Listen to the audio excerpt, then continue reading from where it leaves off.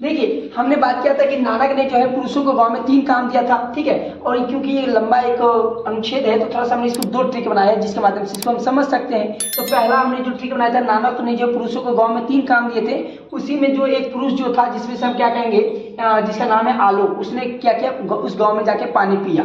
इसके लिए दूसरा जो ट्रिक है, सन आलोक को पानी पीना है। तो देखिए अब जो हम स्टार्ट करेंगे, और हमारा जो अनुच्छेद 43 में जो हो गया था, कंप्लीट हो गया था, इसके बाद हम जो कहेंगे सन अनुच्छेद 44 में क्या था, समान नागरिक संहिता। देखिए हमारे यहाँ पे क्या है कि अगर भारत में 28 स्टेट है, अगर 8 यूनियन टेरिटरी है, तो यहाँ पे सभी समान नागरिक संहिता तो नहीं है सभी के लिए कि भाई कोई भी किसी के धर्म को अपना सकता है, ये सब तो अलग मैटर हो गया।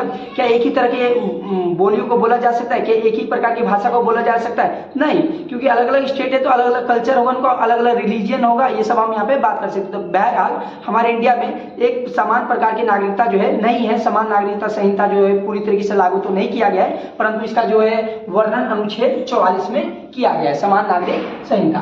फिर इसके बाद 9 जो आता है, 100 से हो गया हमारा समान नागरिक संहिता। देखिए समान नागरिक संहिता तो 4 और 4 दोनों समान है, तो ये समान नागरिक संहिता के अंतर्गत आते हैं। इसके बाद 9 से हम कहेंगे अनुच्छेद 45 में निःशुल्क शिक्षा का प्रावधान। देखिए हम क्या कह सकते हैं कि निःशुल्क शिक्षा का मतलब क्या हो कि भाई सभी लोगों को, चाहे गरीब हो, दलित हो, बेसहारा हो या वंचित लोग हो, सभी लोगों को जो है शिक्षा लेने का अधिकार है, भरपूर है।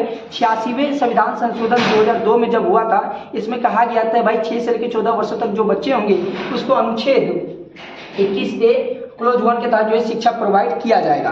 बहरहाल इसके अंदर जो अनुच्छेद 45 है, इस 45 में कहा गया है कि किस प्रकार जो है निःशुल्क शिक्षा प्राप्त कर सकता है कोई भी लोग, या किसी भी क्लास के लोग, क्योंकि भाई पता है सभी की हैसियत तो नहीं होती प्राइवेट स्कूल में भेजने का, तो निःशुल्क शिक्षा यहाँ पे मौजूदा यहाँ पे प्रावधान किया गया है। इसके बाद यहाँ पे देखिए यानी कि की बात करते हैं, अनुच्छेद 46 में क्या है, अनुसूचित जाति और जनजाति के विषय में यहाँ पे बात किया गया है। जो अनुसूचित जाति है, जनजाति है, उनके रहन सहन, खान पान, संस्कृति, आर्थिक और उनको शिक्षा को अत्यधिक क्या करना, प्रोत्साहित करने की बात यहाँ पे किया गया। किस अनुच्छेद में किया गया है? 46 में किया गया है। तो अनुच्छेद 46 में कहा गया है कि भाई किस प्रकार SC को लेकर, ST को लेकर उनको जो है बढ़ावा देना, चाहे आर्थिक स्तर पे, सामाजिक स्तर पे, सांस्कृतिक स्तर पे, शिक्षा स्तर पे बढ़ावा देना। इसके बाद यहाँ पे लोग यहाँ पे जो है लोग का मतलब है कि अनुच्छेद 47 में कहा गया है कि लोक स्वास्थ्य की रक्षा करें। देखिए ये राज्य का दायित्व बनता है, कर्तव्य बनता है कि किस प्रकार जो है वो नागरिकों को जो है नशीले पदार्थों से दूर रखे, या मद निषेध से दूर रखे, अल्कोहल इन सब से दूर रखें। आप बिहार में देखिएगा तो बिहार में क्या है, जो शराब है उस पर प्रतिबंध लगा दिया गया है। तो ये अनुच्छेद किसके अंतर्गत आता है? 47 के अंतर्गत आता है। वो राज्य का दायित्व बनता है कि अपने नागरिकों के स्वास्थ्य को लेकर बात करें। ठीक है जी, ये किसी भी प्रकार के नशीले पदार्थ को जो है बंद करने की यहाँ पे बात किया गया है। इसके बाद है यहाँ पे क्या है, अनुच्छेद 48 में क्या कहा गया है, कृषि एवं पशुपालन, इस पे क्या करना, जोर देना। देखिए क्योंकि अभी आज भी बहुत ज्यादा जो आबादी है, प्रतिशत आबादी है गांव में रहती है, गांव में कृषि करके अपन जीवन निर्वाह करती है। और इसमें कहा गया गोवध पर प्रतिबंध, जो जितने भी दूध देने वाली जो पशु हैं तो उन पे क्या लगाया गया, यहाँ पे प्रतिबंध लगाया गया। तो यहाँ पे अनुच्छेद 48 में कृषि के बारे में बताया गया, दूसरा पशुपालन के विषय में यहाँ पे बताया गया।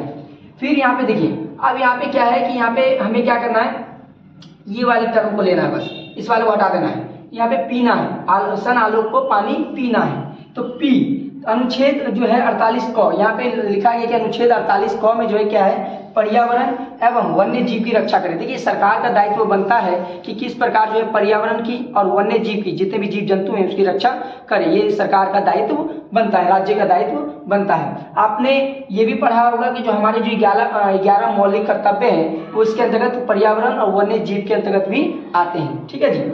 इसके बाद यहाँ पे यानी कि अनुच्छेद 49 में कहा गया है कि इमारतों की रक्षा करना। देखिए जितने भी महत्वपूर्ण इमारत है, चाहे वो तुम्हारा नालंदा की बात करो, चाहे वो तक्षशिला की बात करो, चाहे तुम्हारा जो है लाल किले की बात करो, ताजमहल की बात करो, या एलोरा गुफा की बात करो, महाबलीपुरम की बात करो, जितने भी प्रसिद्ध स्थल है उनकी रक्षा करने का दायित्व जो है अलग अलग राज्यों की सरकार के अंतर्गत आता है। तो आप इसके अंतर्गत देख सकते हैं 49 के अंतर्गत, अनुच्छेद 49 के अंतर्गत इमारतों की संरक्षण की बात करना, इमारतों की रक्षा के बारे में बात करना। और यहाँ पे 9, यहाँ अनुच्छेद 50 में कहा गया है कि यहाँ पे दिया अनुच्छेद 50 है तो हमने क्या मार दिया 50 मार दिया।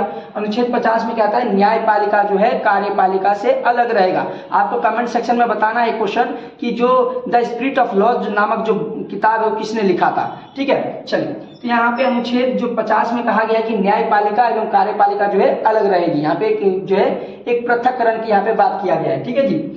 और यहाँ पे लास्ट में अनुच्छेद जो है 51 में जो है, ए से हम कहेंगे 51 में जो है अंतर्राष्ट्रीय एवं आंतरिक जो शांति को लेकर जो है कहीं कहीं बात करना, जिससे क्या हो राज्य एवं अंतर्राष्ट्रीय स्तर पे शांति को बढ़ावा दिया जा सके, मानव के अधिकार की रक्षा किया जा सके।